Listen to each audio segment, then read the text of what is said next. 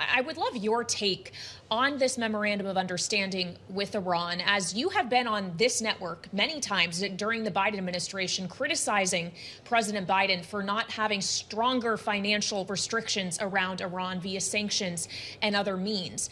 Does it sit well with you, the notion that we could soon have an easing of sanctions and a releasing of frozen assets? Kayleigh, it certainly does if that's in exchange for actual performance.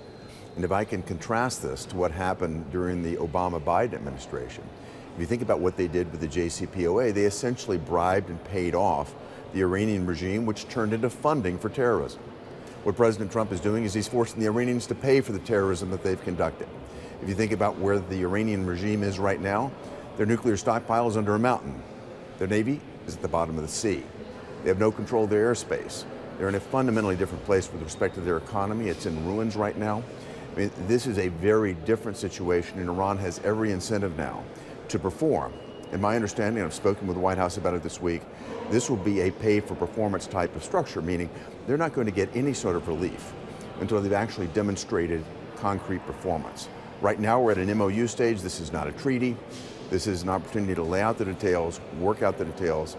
It's going to be complicated, I think, particularly with respect to the nuclear material that you're talking about. But there's going to be a path now to work that out, and I hope that the Iranians will realize President Trump is dead serious about this, as all of us are here in Washington. Important what you just said about the MOU, Senator. Does that suggest then that Congress would not play a role until this was a formalized deal and then would sign off on a treaty, as you put it? Joe, that's correct. An MOU is just an agreement to move forward.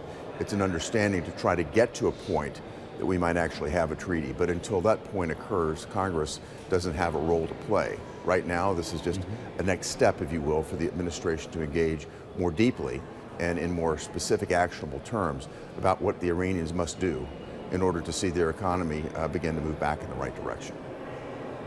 What about what the Israelis must do, Senator? We just heard more from the president around the issue with Lebanon and the divergence we see between what this administration would like versus the Netanyahu government in Israel.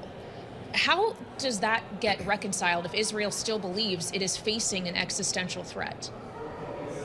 Kayleigh, this is something that I think is at the very heart of the challenge that we're trying to deal with right now. And the question is whether Iran can actually control Hezbollah. If you think about it, Hezbollah has been like the sword of Damocles over the Israeli government there, over the Israeli economy, because they're there in Lebanon, intermittent strikes on a constant basis. The Israelis certainly have the right to defend themselves. That's what they've been doing. President Trump, I don't think, is suggesting that the Israelis stand down if the Iranians can't control Hezbollah. I really want to wait to see what the details are. Let's see what the MOU has and where we actually get over the course of the next 60 days. But this certainly is going to be an area that's going to require a lot of attention. Senator, what's going on with the DNI? I'm looking at a tweet from Senator Tom Cotton, who says it's regrettable the president has directed Jay Clayton not to appear at his confirmation hearing today. And indeed, that was the word from the president overnight on Truth Social. Will Bill Pulte end up being the director of national intelligence? And what does this mean for the renewal of FISA? Well, I think the president has raised a number of concerns, and I understand his frustration with respect to the withdrawal, and I should say it's a postponement of Jay Clayton's appointment. I can certainly understand why the president wants to make certain that the 2nd District of New York, that is filled. If you think about what's happening there, it's the most critical Attorney General's position in the United States. That's where they're trying Maduro. That's where a number of very difficult cases are brought, cases that directly affect our national security. This is why Jay Clayton is such an excellent candidate long-term for DNI. But President Trump clearly wants to make certain that that position is filled.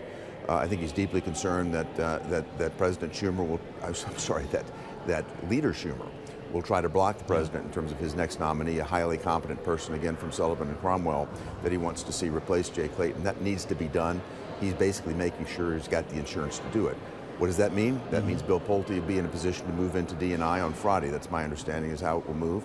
And again, there should be every incentive then for the Senate to confirm the next U.S. attorney for the 7th District of Manhattan for the 2nd District.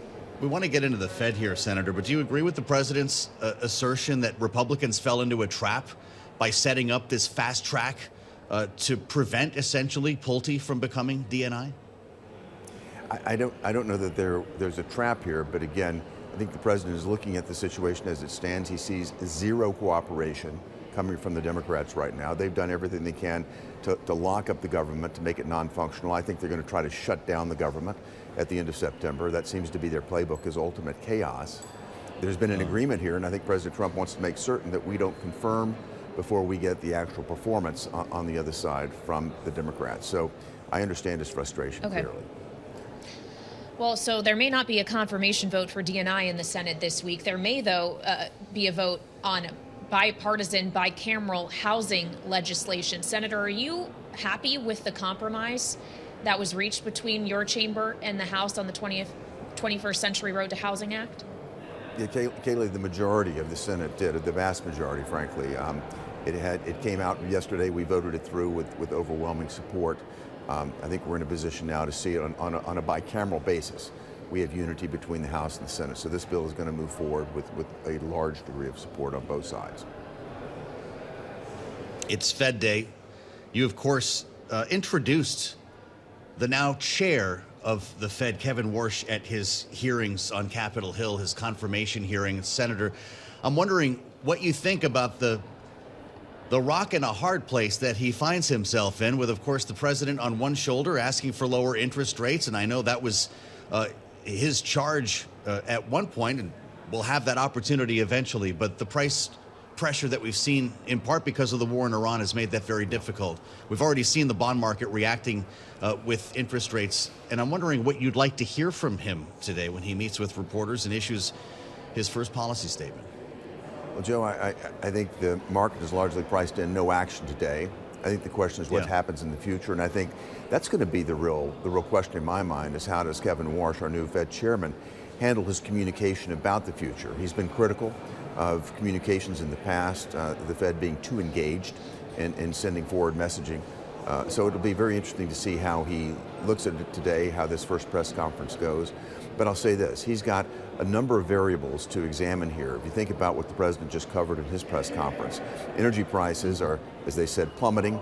If you look at the futures markets, there's definitely an expectation. Prices are coming down dramatically today, and the expectation is they'll come down far more in the future as we get more clarity around this memorandum of understanding. We get to a final deal. I think we'll see even further downward pressure on energy. There are a couple of other aspects that I think are inherently deflationary. If you look at where we're going with AI, the actual opportunity for productivity increases, that again suggests that we could see more impact on inflation in the downward direction. And frankly, the deregulatory efforts that are underway here are very, very significant in terms of being deflationary themselves. We're removing trillions of dollars worth of compliance costs that have been imposed upon this economy by the previous administration. The estimates are anywhere between $4 and $8 trillion worth of compliance costs that the Biden administration imposed upon America. Those are being peeled off.